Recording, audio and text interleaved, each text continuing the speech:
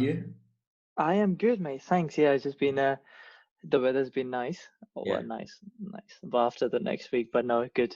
Busy day with work, but really wanted to do this. So thanks for having me. Yeah, well, honestly, pleasure's mine. Thank you for kind of, you know, after seeing the post, reaching out and saying that you wanted to do this.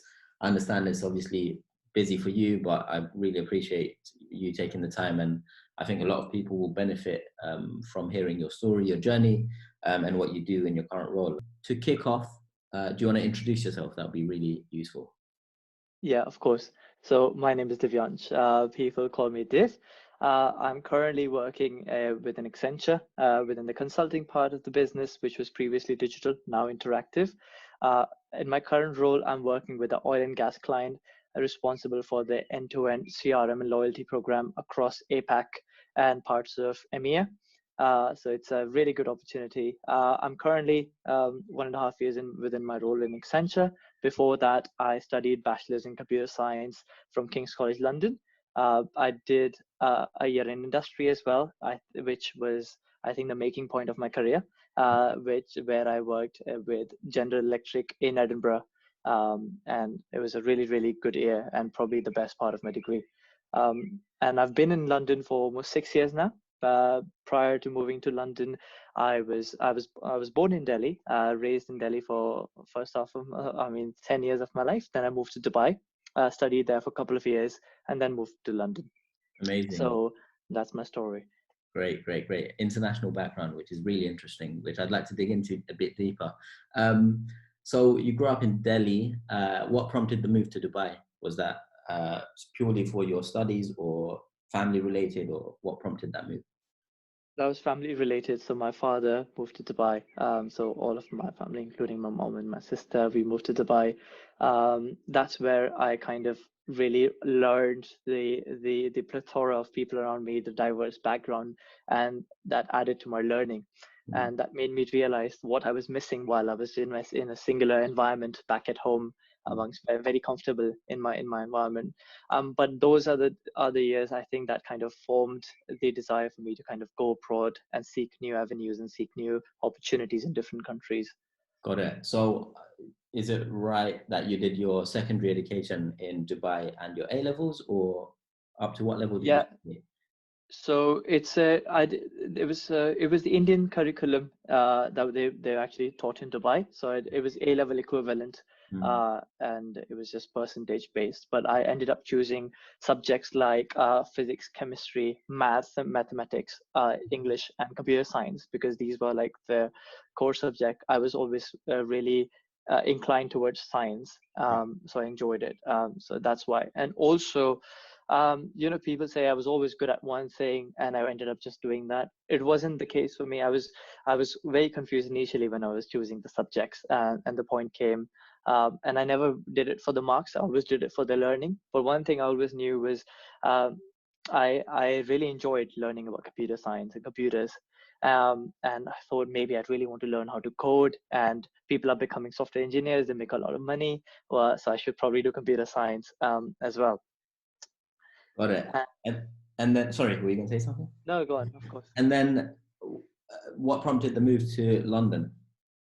Um, Always was fascinated with London in the sense that a couple of my friends in Dubai, from school in Dubai, they had lived in London, had been to London.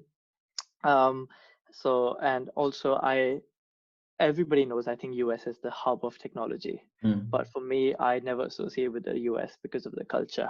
I just felt like London was so diverse and the culture was so rich that I wanted to be a part of England, and grow and live here, as opposed to moving halfway across the world to America. Got it. Did you find the transition? Because obviously, life in Dubai is completely different from life in Delhi, which is completely different to life in London. Yeah. How did you find that transition, whether it be Um, your personal life or your friendships and all of that? yeah, it was a drift completely, because I was in a new place with nobody around me who I knew previously. So it was a completely new city. I found it initially so hard to even spend on a tea, because I was converting the money constantly back to dirhams and back to rupees, that I was like, oh, this is too expensive. This is way back cheaper. And I'm talking about the Dubai, which was way cheaper at that point. Now it's, the inflation has happened. So that's when it started in 2014. But no, the transition was good. I made a couple of friends, but always was very focused on my education. I always kept my goals ahead of me. One thing that I did well, and people can pick out of my book, would be is if you can, and if you're an international student, always go for an industrial placement. The reason I said it was when I came to Dubai, came to London. When I came to London, there was no post-study visa. So once you finish your degree, you have 4 months, and then you're supposed to leave. So it was, everybody warned against it because the cost of education was as expensive, if not the same as US. Yeah. So I felt it was a big gamble Yeah. for me to be able to come to London without actually knowing that even if I'll get a job, I'll get to stay back. And obviously, my parents had moved back to Delhi by that point. So if I was to go back to Delhi, I wouldn't be able to make the similar amount of money that I would have invested. So that choice was very conscious of doing industrial placement because growing up in places like India, you don't really have the culture of having work experience before you actually start working in the industry. Yeah. There's no part-time jobs at the age of 16 that you can do because they do teach you some transferable skills that employers look for. And I didn't have that. So I thought industrial placement was a really good platform for me to learn that. It turned out to be a blessing in disguise as well because I actually ended up working on very relevant technologies like Amazon Web Services. So I learned about cloud, which wasn't even taught in my degree at that time. So by the time I graduated, I had learned the art of applying for jobs because I did that for industrial placement. I had learned how to sit for assessment centers, which is like a very key criteria that you must know of, and an interview. I remember, and it's a little personal experience. I had applied for a job in a good company for my industrial placement through some network, and like I knew the importance of networking. Got someone to interview me, and they asked me a question like, "So what do you want to do what do you like to do, and who you are? Introduce yourself." I was so ill prepared for that question that I went on rambling about I enjoy cycling and trail and hiking. And obviously that guy did not take that interview forward because I wasn't prepared. So that was you always watch your first interview, but there are less important things at stake when you do that as at industrial placement or your internship. Yeah. So yeah. Cool. That's very interesting. In terms of, so you did a 4-year course at King's, right? I did a 4-year course at King's, yeah. Actually, before we get onto the industrial placement itself, how did you end up at King's, and what made you study? You did computer science, right? I did computer science, yeah. What made you do computer science, and why at King's? And how was your experience at King's? Yeah. So the reason I chose computer science, because I guess by the time I was in grade 12, I'd gotten very comfortable with computers around the science, around coding. The curriculum, the Indian curriculum was quite high level, if I must admit. Like it was quite similar to what I ended up studying in first semester of King's. So it was quite high level, and I had gotten really good at it. So that's why I wanted to do. The reason I chose King's was back in India and back in Dubai. King's has a very strong reputation as a university. You look at the QS university rankings. At that time when I was applying, it was 17 in the world. So that's why I chose King's. I really wanted to go to Cambridge, but by the time I realized I wanted to study abroad, it was a decision I took quite late in there. Because my father didn't want to fund my education, and because it was very expensive. 20,000 pounds a year on the tuition alone was very expensive, so he didn't want to do that. But I made up my mind and I said, well, if I have to do this, I have to do this now. I wouldn't take a normal path of everybody just doing the bachelor's in their own country and do the master's abroad. So I did that. So the strong reputation of King's was very attractive. The strong alumni that I know of King's were very attractive to me. And when it actually ended up in King's, it is a great institution. But I felt like at that time they were not as advanced in the curriculum as I had expected them to be. given that they were in London and, the Western society slightly more advanced with computers and technology as they are in the East. But I felt as if they were still not on par with US schools. So I was slightly disappointed in my experience, if I'm completely honest with you. But what I did get from King's was the strong reputation I came in for. Yeah. So I was when I was graduating, I was my final year of my university, applying to different positions. I can say that the name of King's got my resume through the door. So that's where it stopped. After getting through the door, it was all my experience and my learning that kind of supported and helped me get those offers that I did. But it was the name and the strong grades I had that got me through the door. So that's why I think King's was not a bad decision. I think you touched on an important point. A lot of, like, obviously the brand of any academic institution helps to a certain extent if you're at King's, if you're at an Oxbridge, whatever it might be. But I think it's also important for the audience to be aware that, brand only plays a small part in the whole journey of securing an offer. It comes down to how good your grades are, the other experience you've got, your networking, all of that, which obviously you displayed throughout your journey in order to secure these offers. And then at King's, so you did your 4-year course. Is a placement guaranteed, or how does the process work for that? Because a lot of the viewers are familiar with securing internships and spring weeks, but for placements, is it any different? Do you want to tell us a bit more about that? Yeah, absolutely. So you start thinking about your placements just as you start your second year in your university. It is not a given. So it depends on some universities. Some help you get it. They have partners. King's did not have partners. At that point, they did not have a very strong support to help you find placement. You were pretty much on your own. Since I went on the placement, I fed this feedback through, had a huge change in King's. Now they do have that. But initially when I was applying, they did not have much support. So I was on my own looking for placements across different job sites and job boards. There was I think I just Googled industrial placement, and there was a very specific job board specifically for industrial placements. And then I just kept applying. If I did not have a placement, I would have to then just do a regular final year of my degree and be graduating. So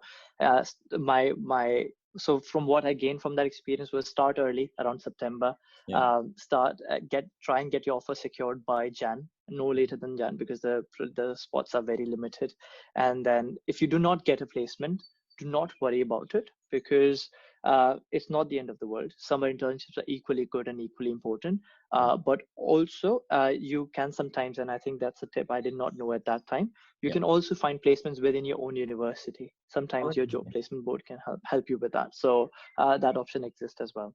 Placements within the university, as in with partner companies or somewhere in the within the university, sometimes they have like a tech department where they need you to support them. So they do have some placement schemes internally as well. And then your placement spans, is it a full year or is it 9 months? It's a full year. I mean, so you can keep it to, I think the expectation is 12 months, but you can have either 3 roles, 4 months each, 2 roles, 6 months each, or a 1 whole year. It depends from one university to another. I personally try to extend my placement year as long as I could before I started work, because I really enjoyed that experience. Yeah. And is it a rotational program? You did yours at GE, right? What were you doing there? Did you rotate? Yeah, that's a really good question.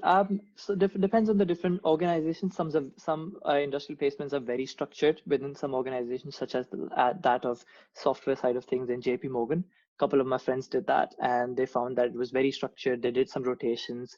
I learned a lot. That was their experience. For me personally, GE was initially less structured. I was very fortunate in the wing that I actually ended up getting absorbed. I had the CIO just one level above my manager, so I was in a very good position where I made my own path, which I'm actually grateful for, because sometimes what happens in structure is in terms of just trying to rotate, you don't actually learn a lot in one technology. Whereas for me, I started with Amazon Web Services, so the technology cloud in 2016 was very new. I got hands-on with it. I developed my expertise on it. And so I had a niche in that organization by the time I left, because it gave me enough time to make a significant contribution, and that counted in my resume. So I got the numbers, I got the feedback that I needed for my resume as well, when applying for jobs.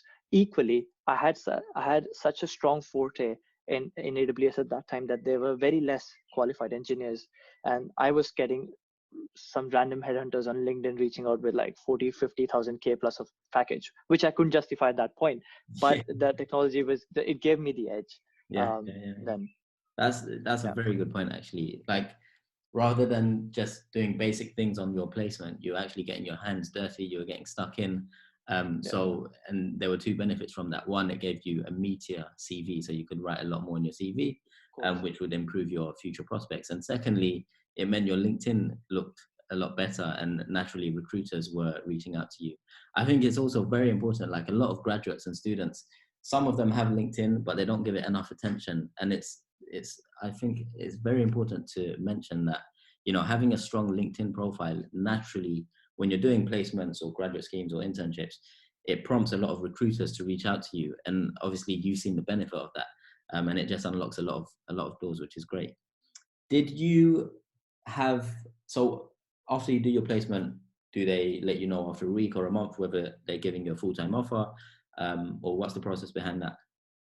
Yeah, it depends from one organization to another. Again, I was slightly disadvantaged because I was an international student. GE at Yes, that time did not support international student this is a big and topic I want visa. to discuss, but carry on, Yeah, sir.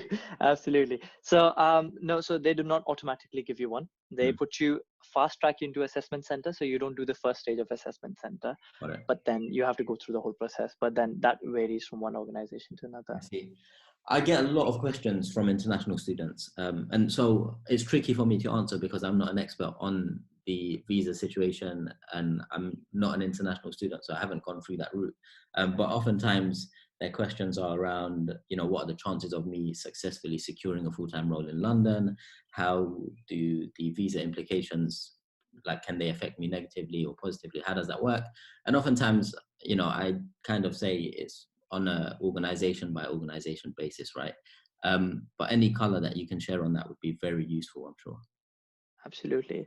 I have a lot to share, absolutely, on this, because I face these struggles head on every day.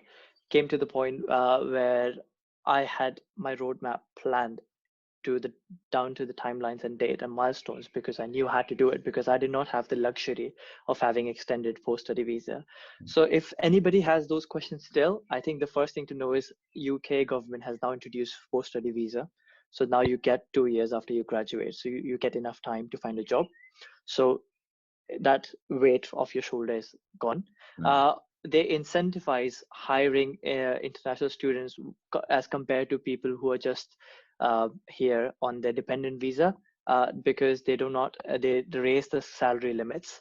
They raised the I think £1,000 per year. That was the requirement for the organization to pay for each international person previously. It's not there anymore if you're a student. So if you're a student, if you want to study in London, by all means, you are not disadvantaged. I personally was told back in India, be like, priority is UK people, European people, and then rest of the world. In job markets where you have working in defense or the government, that might be the case because they prefer people who can get security clearance. You can't get into the roles with the likes of BAE systems, for example, because they work defense contracting, etc. But other private organizations, I'm sure that they do not have anything to worry, especially now, given that they have enough time to find a job and have 2 years to support them without the organizations. Previously, the organization would have to fund your visa as soon as they wanted to sponsor you, and that would cost them around £2,000 to £3,000 per person. So that was an added cost, but that cost has gone away because this gives the organization a sort of a trial time for 2 years to see if you're actually good and worth sponsoring. And if you've spent 2 years in London working, you can be hired in anywhere in this world because it just opens so many more opportunities for you. Yeah, that's super useful, and I'm sure a lot of people will find that useful as well. In the video description, I'll link the Gov link that you mentioned, Yeah. because that'll be useful for people. Yeah. So from throughout your university degree and securing the role you're in now, other than the visa issues, did you have any challenges along the way, any obstacles that presented themselves? Yeah, absolutely. I had the reverse problem that many international peer students faced, and it was twofold. One, that I had too many job offers. So it got Oh, really no. difficult for me to kind of prioritize which job offer to choose from. Uh, I had a job offer from an investment bank, but in their software side of things, Right. which paid a really handsome salary, Yeah. and almost almost 40% more than I was to get with Accenture. Wow. And I had to then take a decision whether I want to follow my passion or the money, Mm, and be stuck. Because for me, I believe that for me it was more important for me to follow my passion, where I could lead. I personally enjoy the aspect of meeting clients, managing stakeholders, and mm, delivering.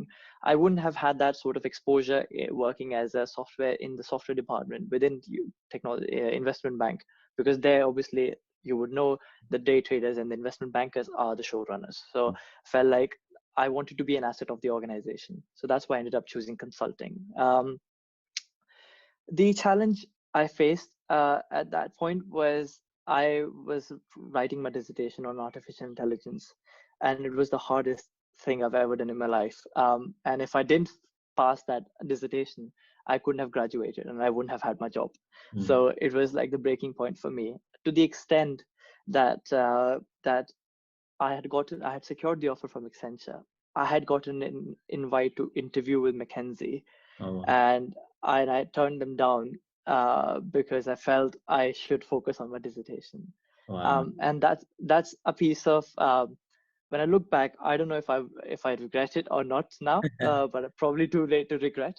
But I do feel I would have actually liked to go back and interview and see how that path would have been. But equally, I feel so my challenges were around making sure that I nail my grades, because most of the organizations have a at least you need at least a 2-1 Yeah. to get a job. I personally felt like I have given so much to my degree, and I needed to make sure that I do the best. So I didn't want to settle for a 2-1. I wanted to go for a first class honors, which I thankfully ended up getting, and ended up scoring the highest in dissertation in my year. But that was only because I made those choices. And I think one lesson I learned from that is, I think, make the choices you make, and then personally do not regret, Mm, because you did in that situation what seemed best to you. yeah. And whatever I did then has led me to where I am in my organization, where I'm trusted with such an important role that I'm playing with Accenture and with my client. Um, and I think what everything is a part of your journey. And as we look back, everything every choice you make today will define you who you are, and that's more important, I guess. Very, very wise words. Do you miss the aspect of computer science since you've, graduated? Because initially you went into a computer science degree because you really enjoyed it. And Yeah. then coming out of it, you realize that you really like doing the consulting work, meeting clients and all of that. Yeah. You miss it. Yeah. Absolutely. I think there's two ways, and this is some of the things I always say is like to my friends around me, is like, you either go in loving a subject and end up hating your degree, or loving it more. Mm, There's no other way. For me, I absolutely enjoyed computer science, but did not enjoy the aspect of coding. I could not be this person sitting behind a laptop coding throughout the day, and not being out there and meeting people. So as I said, I like the aspect of meeting clients, stakeholders more. So personally, I know how to code. I have one thing that coding did benefit me was when I was applying for jobs, I created my own website, which was my online portfolio that mm, kind of helped expand and show my presence. But personally, I did not apply for any of those roles which involved coding, because I felt like, as much as it is an important skill, you must know it. In today's world, coding is an integral skill. It's no longer optional, but mm, you can make a decision whether or not you want to make a career in it. mm, In my career, in my current role, I feel like I'm very fortunate and I have an edge over some of my peers in my organization because I know how to code. That skill has helped me solve some of the client challenges that would require someone special in India, for example, to look into it. But I've been able to work it out. But equally, I don't miss the aspect of coding. Yeah. I feel like I really enjoy what I do in my day to day. Got it. Well, that's a smooth transition into your current role. You're doing technology consulting at Accenture Interactive. It sounds very interesting. For anyone listening or watching, and even for myself, can you this is a question I'll be asking on every interview, and it's the first question is, can you describe or explain what you do as if you were doing it, like explaining it to a 5-year-old? Of course. Yeah, so absolutely. So to a 5-year-old, what I do is I make sure people get goodies and surprises in their emails. And when they do visit the likes of Tesco's and Asda or fuel retailers, they get some surprise offers when they link their loyalty card. But equally, when you do link your loyalty card and when you swipe in that machine, I get all this information about you that helps me understand who you are, what you like to buy. So if you bought chips the other day, I know next time if it was your birthday in 6 months' time, to give you a free chip, because I know whoever that person would be likes chips because on the back of my information about you. Got it. Thanks, Sam. That was pretty easy to understand, so good job. Now, okay, so if we talk about pre-COVID times, actually before we do the day in the life, how are you coping working from home? Do you prefer working from home or do you prefer being in the office? I think a mix of both, especially in consulting work. In technology consulting, it's pretty flexible. I think I was doing both even before COVID started, but more in the office now and I think the productivity level for me personally is higher at home, just because I work in my own terms and I am able to get started early. Some of my clients are in Philippines and Thailand, and some of them are in US. So I'm able to plan my work around it instead of worrying about, taking Waterloo City, going to the bank, and then going to my office. Yeah. Got it. Okay, cool. Well, actually, I'm also conscious of your time. Do you have a hard stop at 2:30 or? No, I'm fine. Amazing. Okay, great. Apologies about that, but thank you. It's absolutely. I'm really enjoying the conversation as well. Yeah, no, it's good combo. A day in the life. So oftentimes, a lot of young people want to know what exactly does a technology consultant do? What do you do when you go into the office? What does your day entail? And obviously, I'm sure you're aware, like for most careers, that every single day is different to a certain extent. Yeah. But pre-COVID, a typical day, what would it look like for you? Absolutely. I think you touched on a very important point there. So I'll come back to pre-COVID. Every day is very different for everybody in their jobs, but for consultants, it's even more so random, because no two consultants who are still technology consultant will have similar day, because the client can differ, the industry can differ from oil and gas to media and technology. The work can differ completely, even in the same space of CRM. So when I was applying, and you always get this question in interviews, like what do you think, how would you justify having the skills that a consultant takes? And you can't answer that question until you know what a consultant does day in, day out. And when I was looking at the jobs and reading online how to prepare for my interview, I was struggling to find what a consultant actually does. Yeah. So in terms of consultancy, in terms of my day role and day in the life of pre-COVID or post-COVID? Pre-COVID. So when you were going into the office? Yeah. Okay. So pre-COVID, my work has pretty much stayed the same pre-COVID and post-COVID, except my interaction with the client has decreased and has become more virtual than it was before. So pre-COVID, I was in the room having so one of the things that consultants have to do, and many actually do, is around having a steer committee meeting where they have this planning and they have user interviews, and this is a typical job of an analyst when they start. So I have user interviews, organize workshops, get the user journey mapped, or get the questions answered to kind of define the scope of the project. So these are the typical first year analyst does in consulting world. I was doing some of that after having finished my 1 year in Accenture. I was doing some of that face to face with client.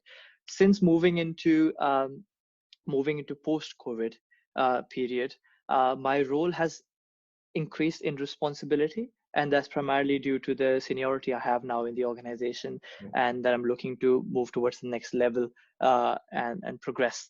But also equally because of the fact that since the COVID has stepped in, client and organizations have realized that it's not so much the workshops or the presence that makes such a difference. It's about the collaboration part of it, and having that continuous back and forth and connect and sync ups with these clients more important than the aspect of just having one workshop and leading from it.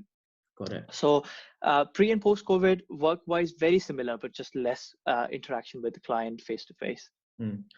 And pre-COVID, what time would you be getting into the office every day, and what time would you be leaving? Do you like doing a certain type of work in the first half of the day, whether it's working on pitch books or PowerPoint presentations, Excel, and do you leave your emails till later on, or is it more as and when things come in? Yeah, so I would say my typical day would start at, I will try and have it start at 8:30, or just beat the rush hour, get into the office.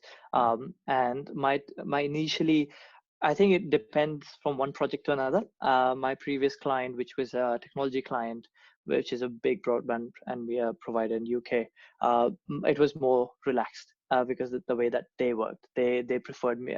Then my day started at 9:30, and I prefer doing more of like deliverable work in the first half, and then do the rest of the work. Whereas in this organization with this client, it's more like I start my day at 8:30. I have, since many of my stakeholders are in APAC, so Singapore and Thailand, they start, by the time I start, they're ending. So I have my meetings then. So my first half of the day is packed with a couple of meetings, stand-ups, getting things planned for the day for myself and also for the team that I'm leading, which is based in India. But the second half of the day for me, I try and keep it more. So I try and keep it more around the deliverables I have, things that I need to do. I personally block an hour in my day to prevent me having all meeting day to try and just actually get some work done. But that's more second half. Got it. One thing that you love about your job and one thing that you could improve or you would like to improve. So pros and cons. One thing I love about my job, that I can work in any sector and I can pretty much, given the right network and right skill set, take any job available, because my foundation was very strong given the technology background that I personally had. But equally, I feel like the opportunities exist within my job and within my organization to be able to move around and try different things. One thing I dislike about my job is the fact that I can move around and try so many different things. It's because that then prevents me from specializing in one thing. And often you see in an industry that you will see someone down the line who is specialized in sort of one product or one industry. Whereas personally for me, I think many people can do that in my organization. They can stick to one industry, one type of job, and just specialize in their career. Personally for me, I'm still exploring. I do like the idea of trying different things before I commit to one. And I personally feel it's the freedom that I have to do this in the role and the organization I'm in.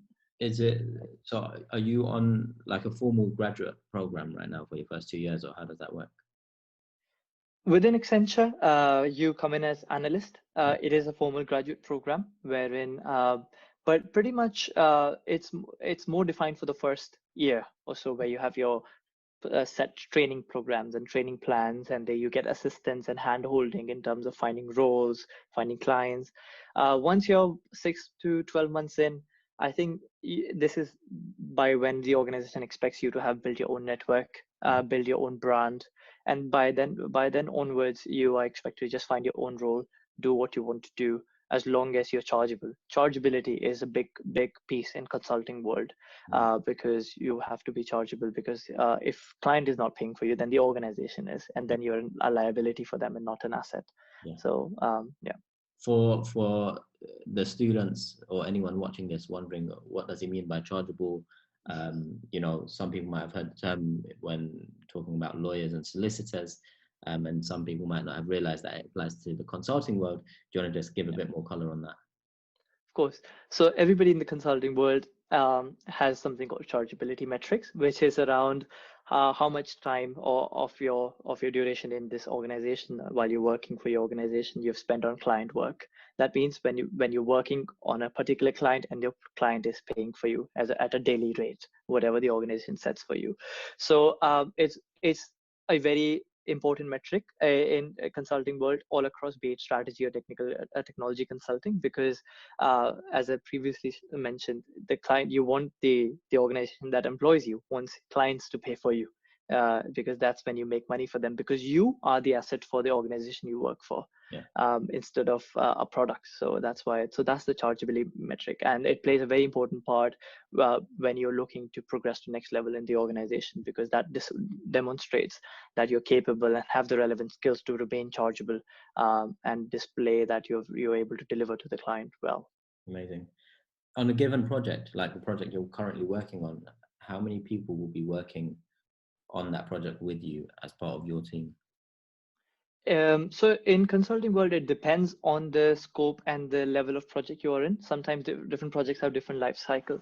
To give you an example, it might start with initial scoping project where there is a team of 5 people who are scoping, identifying ways to improve things that they can do. And sometimes it just stops there. So you did a scoping, you understood what the flaws were within the organization, but the organization doesn't have the budget or didn't like your deliverable enough to support an extension. And then comes in the delivery piece. Once you've scoped, that delivery team is big and depends on the scale and the size of the project. Delivery team sometimes has been as small as 2 to 3 people delivering one particular functionality. Sometimes it's been as big as, for a very huge public sector client, it's been around 250 plus people on the same project. Wow. So it just varies from the size and the scope of the project. Personally, in the project that I am in, we are a team of 5 people onshore. So when we say onshore, that means they are based in the same home country as the client, but we have a team of 70 plus people back in India where we outsource some of the work. So it's so it just depends on the delivery model. Sometimes it's all onshore, sometimes it's completely offshore, sometimes it's sort of a hybrid, which is what we see. But it's a big project, and you tend to see at least five plus people on a typical consulting project. Got it. Got a few more questions for you. I don't want to take too much of your time. Any advice or tips to current students and graduates looking to enter the world of consulting?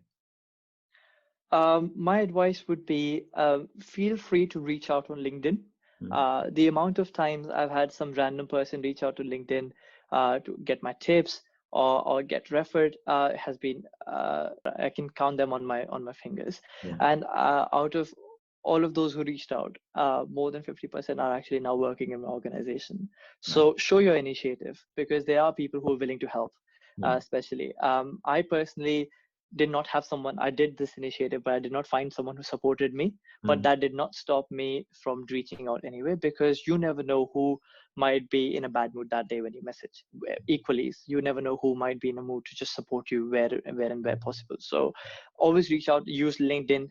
Before you do that, make sure you have built your brand already on LinkedIn, or you have a good profile, because they wouldn't be taking the time to support someone who has a very half completed profile.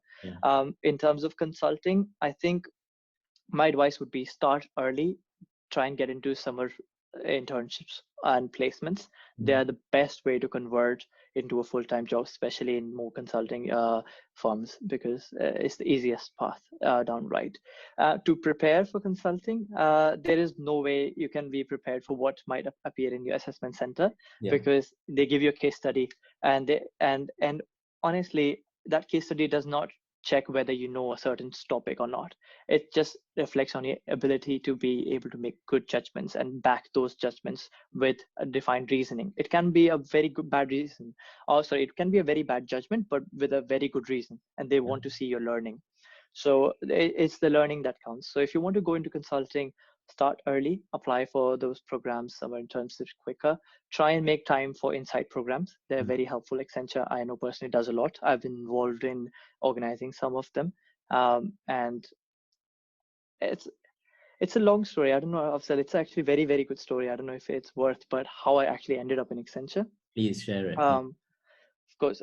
So the way I did was I had applied to Accenture and I got an invite for an assessment center, uh, and I was obviously didn't know what to expect in Accenture assessment center. So I was on my King's Careers website, King's College Careers website, and that's one useful tip.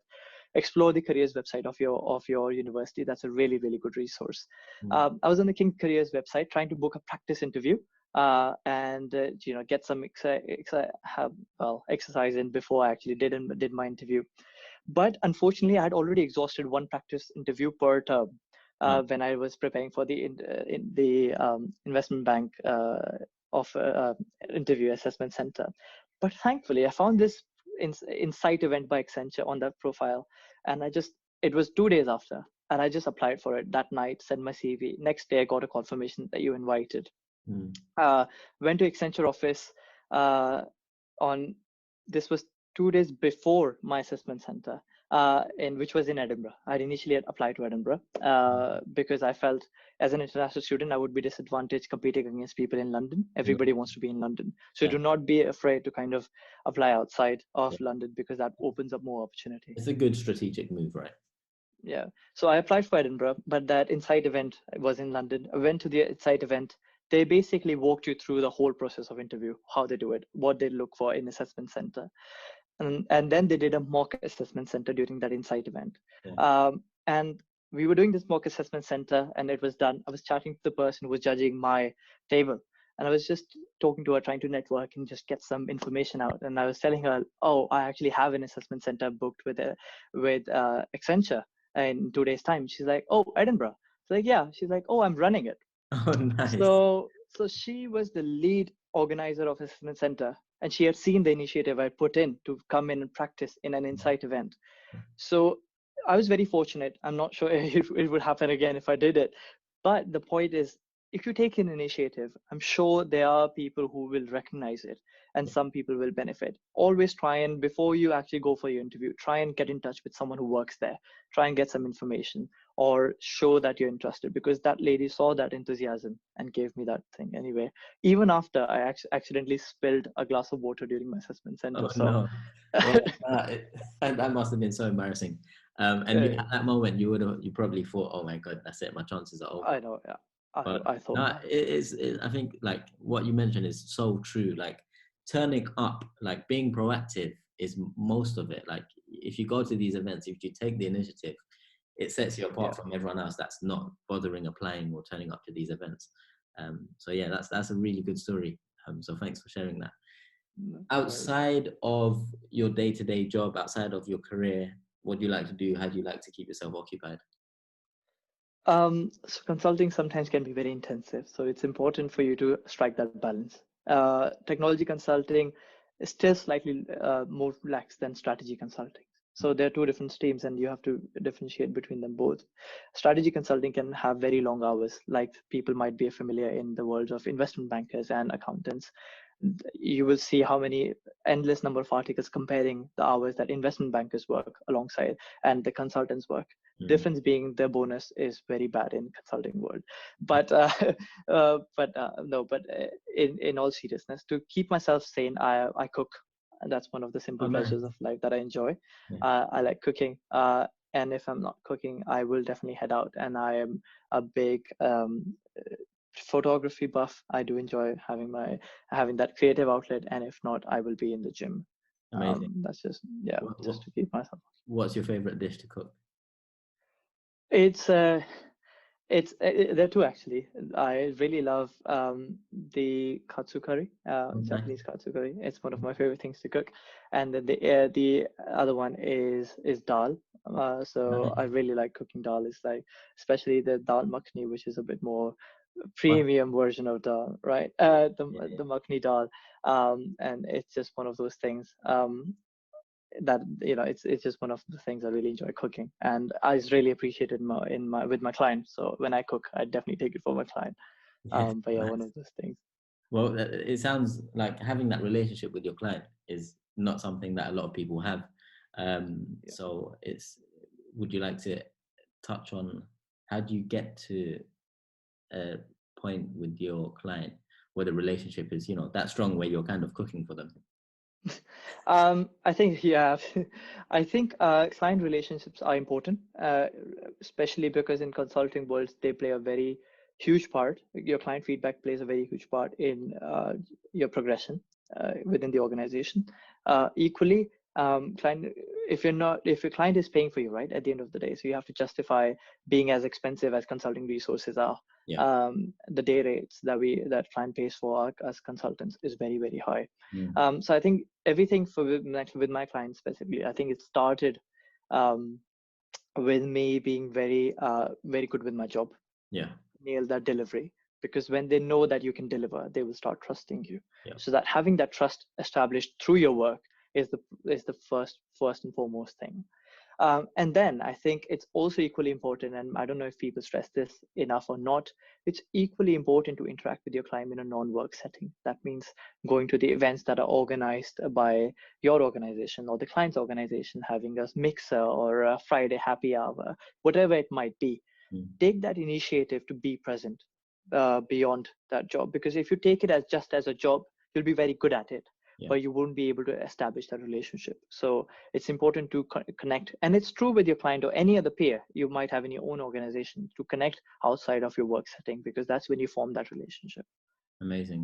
Very, very good advice. There's a lot of gems in this video, so thank you for sharing those. Two last questions. Well, they're kind of questions from me. First is, do you have anything, whether it's a blog or website or anything that you want to personally shout out? Obviously, you've taken the time to be on this call or video call today, so I just want to give the opportunity for you to shout anything out if you wanted to. And secondly, what's the best way for people to reach out to you? Is it through LinkedIn or email, or what would be best?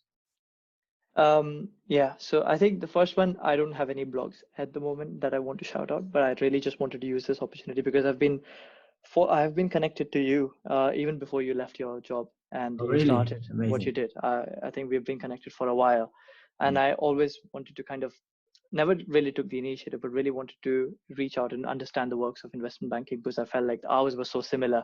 Sure. But I really wanted to have this opportunity to actually just contribute because I'm so passionate about helping other people, especially international students, find job. I wanted to start something similar that you did Mm. of my own, but consulting just never lets you do that because the hours are bad.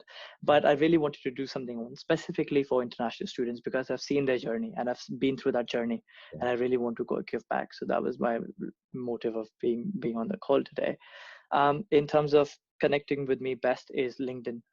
I'm very active on LinkedIn in terms of responding to requests and supporting. So where possible, I'm happy to support anyone reaching out.